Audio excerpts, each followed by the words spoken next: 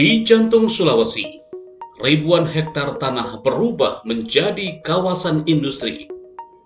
Disinilah Indonesia disebut telah menjadi OPEC-nya nikel. Tapi, siapa yang sebenarnya menguasai emas hijau ini? Menurut laporan Financial Times, lebih dari 75% kapasitas pengolahan nikel di Indonesia dikuasai oleh perusahaan Tiongkok. Dari Morowali, Halmahera, hingga Papua Barat, mereka membangun smelter, mengolah biji, dan meraup untung miliaran dolar. Dengan investasi lebih dari 30 miliar dolar, mereka membentuk rantai produksi dari hulu ke hilir. Dan lewat larangan ekspor biji mentah oleh pemerintah Indonesia sejak 2020, Tiongkok justru menang besar. Dengan investasi lebih dari 30 miliar dolar, mereka membentuk rantai produksi dari hulu ke hilir. Dan lewat larangan ekspor biji mentah oleh pemerintah Indonesia sejak 2020, Tiongkok justru menang besar. Biaya operasional murah, upah rendah, subsidi energi, dan minimnya regulasi lingkungan. Semua ini menciptakan margin keuntungan besar yang tak banyak mengalir ke rakyat Indonesia.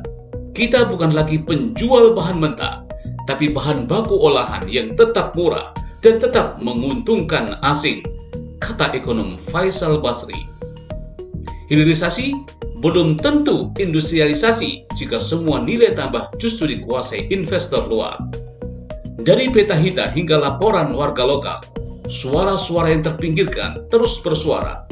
Di Halmahera dan Raja Ampat, smelter dan tambang masuk ke kawasan konservasi, sungai tercemar, hutan dirusak, konflik lahan pun tak terhindarkan. KPK menyebut potensi kerugian negara dari ekspor ilegal biji nikel ke Tiongkok mencapai 14,5 triliun dalam 2 tahun.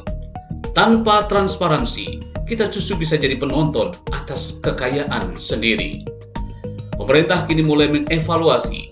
Presiden Prabowo berjanji memperkuat pengawasan dan menarik mitra dari Jepang, Eropa, hingga Amerika Serikat. Tapi waktunya terbatas, ketergantungan sudah dalam. Indonesia memiliki nikel yang dibutuhkan dunia. Tapi jika seluruh kendali berada di tangan asing, apa arti dari kekayaan alam itu? Apakah kita sedang membangun masa depan atau menyerahkannya? Nikel mungkin bahan baku mobil listrik dunia, tapi jangan sampai di tanah kita sendiri rakyat hanya menghisap debu. Dapatkan informasi lebih lanjut dan detail di koran Epoch Times Indonesia. Ingin berlangganan? Klik link di deskripsi.